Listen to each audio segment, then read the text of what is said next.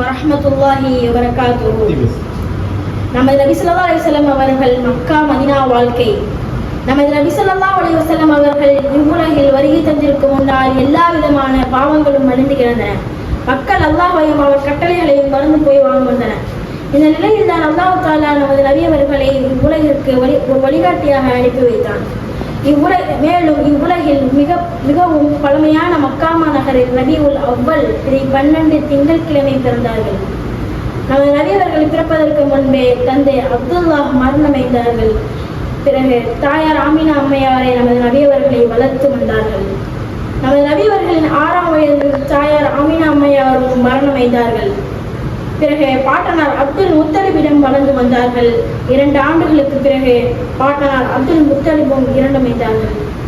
பிறகு பெரிய தந்தை அபூதாலிபிடம் வளர்ந்து வந்தார்கள்.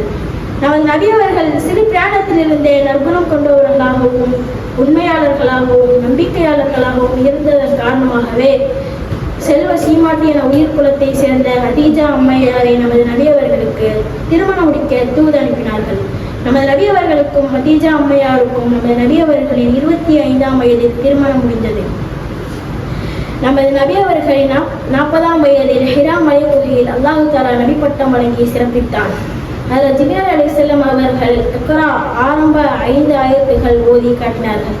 அங்கிலிருந்தான் திருக்குர்ஆன் இறங்க ஆரம்பித்தது.